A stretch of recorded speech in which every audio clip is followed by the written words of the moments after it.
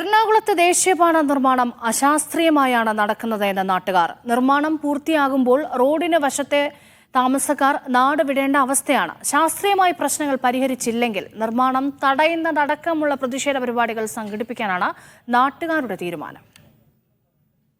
ആയിരക്കണക്കിന് ആളുകൾ തിങ്ങി താമസിക്കുന്ന ഒരു സ്ഥലമാണിത്. അവിടെ ഈ വീടുകളിലേക്കുള്ള ആക്സസ് തടസ്സപ്പെട്ടു. മെയിൻ ഹൈവേന്ന് അവർ പറയുന്ന ന്യായം ഇത് 6 വരിയാണ്, അങ്ങനെ എല്ലാവർക്കും 4 വശത്തുനിന്നും പ്രവേശിക്കാൻ പറ്റില്ല.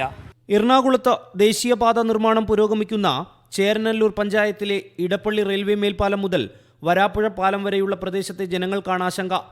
കൃത്യമായ രീതിയിലല്ല നിർമ്മാണം പുരോഗമിക്കുന്നത് എന്നാണ് ഇവിടത്തുകാർ പറയുന്നത്. സർവീസ് റോഡിന് മതിയായ വീതി ഇല്ല.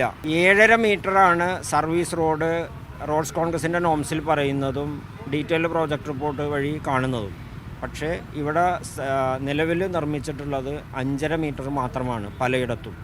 വലിയൊരു ബാരിക്കേഡ് വരികയാണ്. 6 അടി പൊക്കമുള്ള ഒരു ബാരിക്കേഡ്, ഒരു 1 അടി തിക്നെസ്സുള്ള കോൺക്രീറ്റിൽ 6 അടി പൊക്കമുള്ള ഒരു ബാരിക്കേഡ് വരികയാണ്.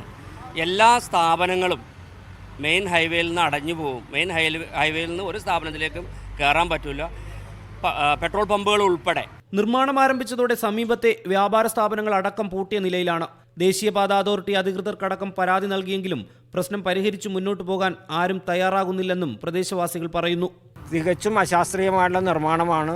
ദേശീയപാത അധികാരികൾക്ക് ഇത് സംബന്ധിച്ച് പരാതി കൊടുത്തിട്ട് NHAI അതോറിറ്റീസ് തികഞ്ഞ നിസ്സംഗതയാണ് ഇതിൽ പുലർത്തുന്നത്. പ്രശ്നങ്ങൾ പരിഹരിച്ചു മുന്നോട്ട് പോയില്ലെങ്കിൽ വലിയ പ്രക്ഷോഭം സംഘടിപ്പിക്കാനാണ് നാട്ടുകാരുടെ തീരുമാനം.